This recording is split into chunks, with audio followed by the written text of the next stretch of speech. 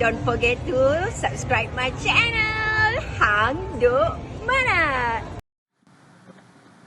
Assalamualaikum, selamat datang lagi ke channel Hang Duk Mana. Mari kita dengar Datuk Razlan respon.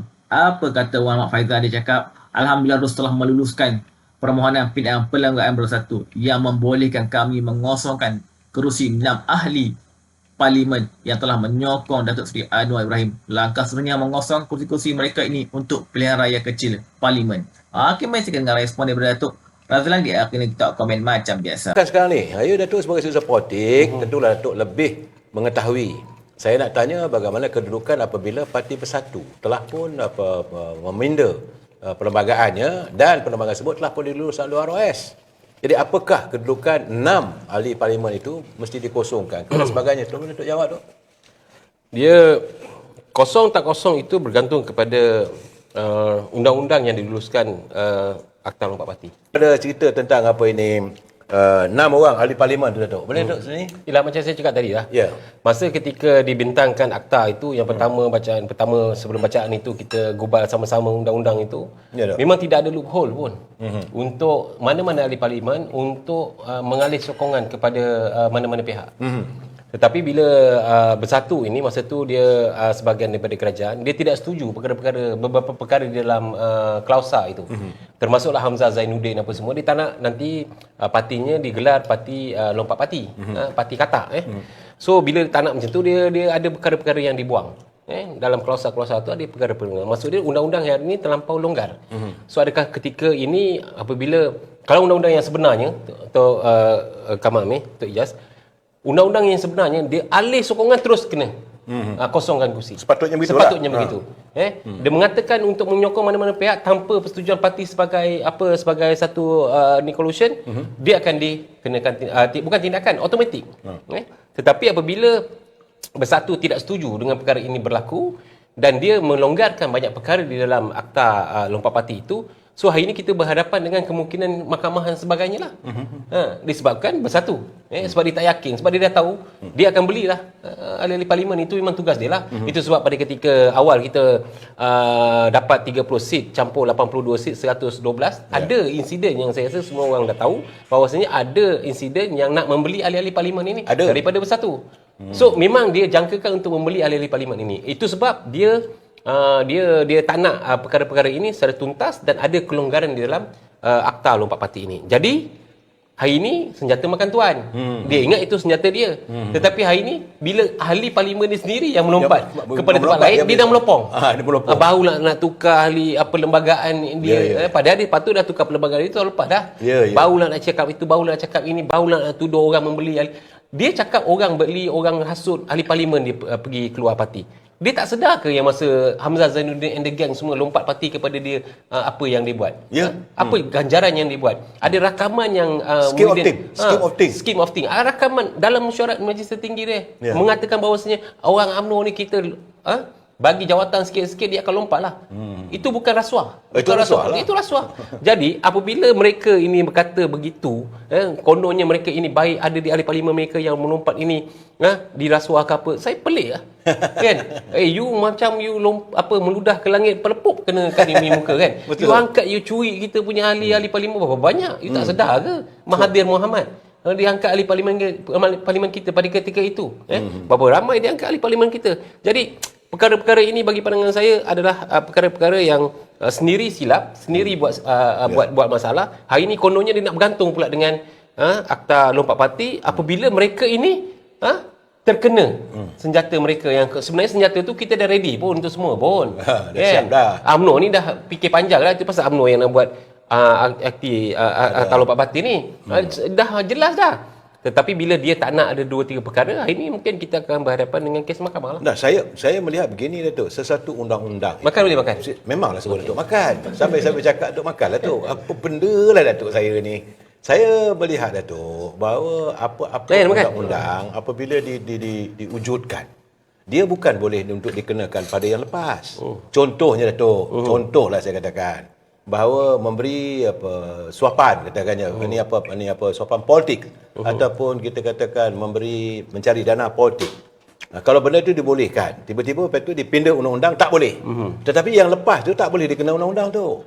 Betul. Itu kefahaman saya. Artinya yang 6 orang ni tak boleh ambil tindakan pada dia orang, melainkan kepada ahli-ahli parlimen yang akan datang. Kalau ada yang akan datang melompat, itu mereka kena mengosongkan kursi. Tapi yang telah buat sokongan yang 6 orang tu tak boleh, sebab itu dari segi undang-undang yang saya faham lah. Betul. Bagaimana Datuk punya pandangan? Betul, tetapi kenapa perkara itu timbul? Perkara itu timbul disebabkan Bersatu yang tidak mahu undang-undang itu sebegitu rupa. Undang-undang itu sepatutnya sekiranya ahli parlimen, katakanlah saya UMNO, bertanding di atas tiket Barisan Nasional. Okey, collusion dalam majlis tertinggi Barisan Nasional membuat collusion dengan parti A. Okey? So sekiranya ada di antara ahli parlimen itu membuat sokongan ke parti B, automatik kosong. Itu undang-undang sebenar. Tetapi dilonggarkan oleh Bersatu agar perkara itu kononnya bolehlah dia main sana. Itu keadaannya. Itu keadaan sebenar. Jadi hari ini kita, macam saya cakap, kita berhadapan dengan mahkamah disebabkan hujah-hujah yang macam Datuk Seri Kamal Amir cakap lah. Saya difahamkan sebelum, selepas apa semua, tetapi dia masih jadi ahli Bersatu. Betul. Kan? So Bersatu pula berpandangan, you ahli Bersatu, kita tak buang you. Hari ini undang-undang itu terpakai sekarang. Kemungkinan ini adalah undang-undang sekarang you ahli Bersatu ke tak? Dia kata masih ahli Bersatu. So terpakailah sekarang ni. I need you to sokong balik kat situ. So ahli parlimen tu kena jawab, nak sokong atau tidak. Kalau tak sokong, boleh dia ambil tindakan disebabkan perlembagaan tu dah ada. Itu, nampak? Ya, itu akan datang. Tapi yang lepas tak boleh. Betul, tetapi dia boleh tanya balik. Boleh tanya balik. Sekarang kedudukan ahli parlimen itu adalah kedudukan ahli Bersatu. Ya. So benda ni akan dihujakan bukan di sini tetapi di mahkamah. Biarlah mahkamah menentukan. Kalau kita buat pada ketika awal hari itu pengubalan akta undang-undang ini, jelas mengatakan bahawasanya sokongan itu beralih automatik kosong, dah okey dah. Sepatutnya memang itulah tu. Sepatutnya begitu jis dia, tetapi Bersatu ni you tahulah kan. Dia punya kau tahu ni pun banyak juga. Kau tahu macam mana kata Presiden lah, bahawa kelulusan rang undang-undang anti lompat parti sebenarnya adalah permulaan untuk kita menghormati dan tidak lagi melakukan pengkhianatan terhadap rakyat. Itu sebenarnya. Yang mengkhianat tu ahli parlimen dia. Itulah. Betul. Ada satu lagi persoalan seorang. Kemarin dulu tetamu saya Datuk Syakar. Saya menyuarakan pandangan, saya kata bagaimana warga keadilan, begitulah mereka melihat parti-parti lain lah keadilan. Walaupun Datuk Seri Anwar Ibrahim disimpan dalam penjara, tapi warga keadilan tetap kukuh sokongannya pada Seri Anwar Ibrahim.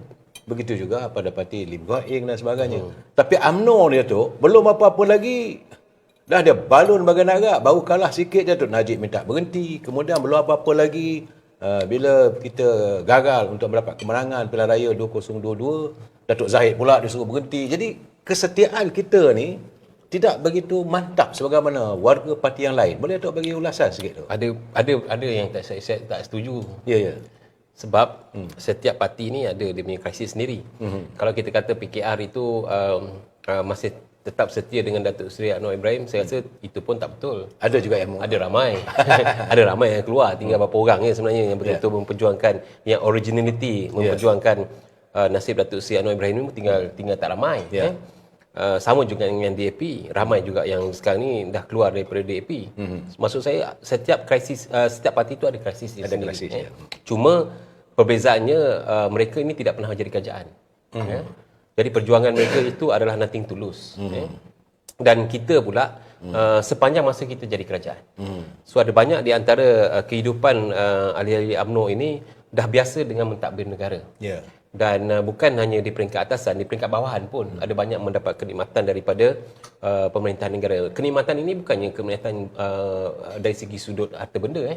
Kenikmatan ini dari segi sudut kepuasan kita menyelesaikan masalah rakyat. Betul. Bila kita jadi pemimpin kecil, kita memperjuangkan satu longkang, satu sungai, satu macam tadi rumah, kita memperjuangkan perkara ini secara berterusan.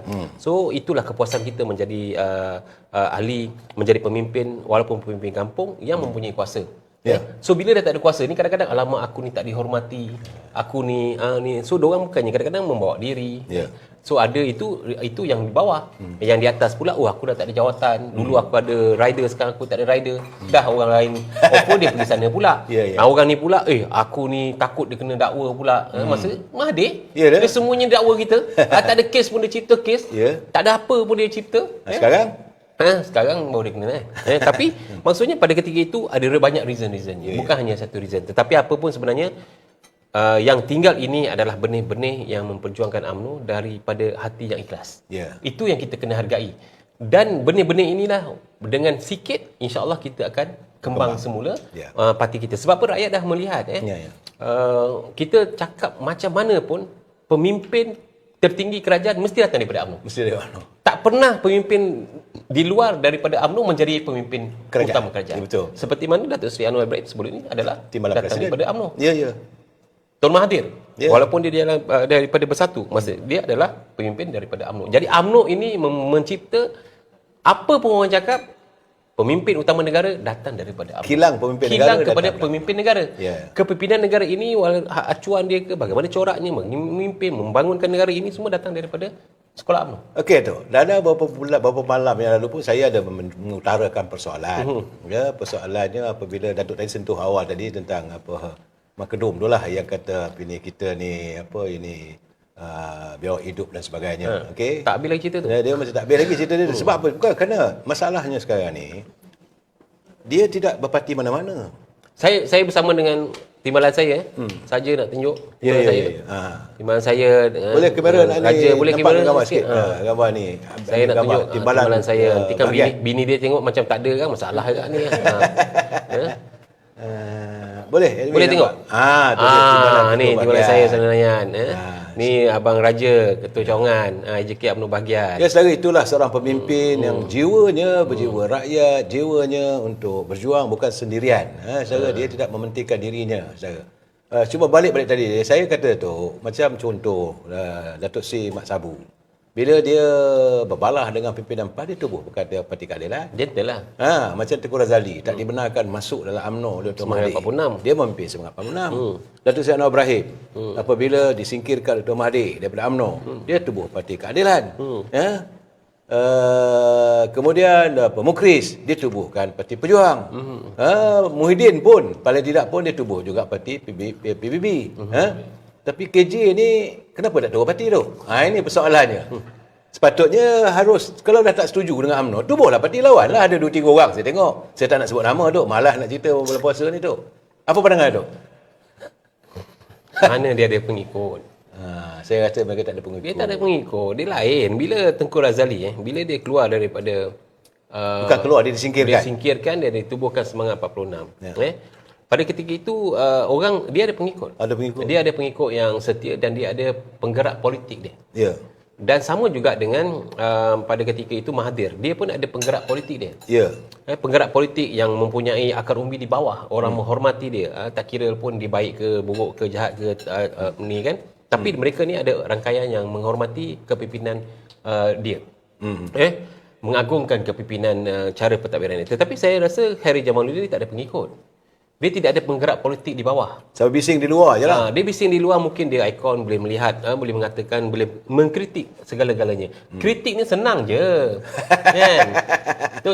Seizas, kritik ni senang. Tetapi dia pernah mengepalai sebagai seorang Menteri Kesihatan. Pada ketika itu, kita tengok Pharmaniaga pun bankrupt hari ni. Hampir bankrupt Pharmaniaga.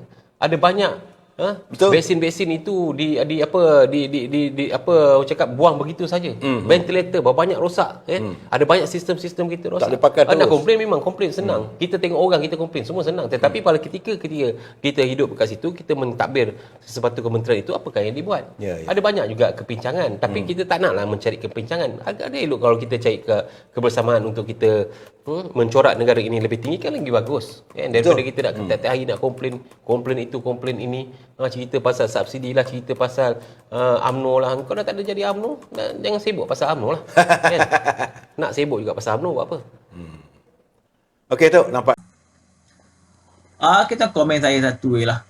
Kita tengoklah nanti, sebab kes ni mesti akan dibawa ke mahkamah lah. Sebab dia orang ni memberi sokongan kepada PMK Anwar Ibrahim ni sebelum terus meluluskan undang-undang Bersatu ni.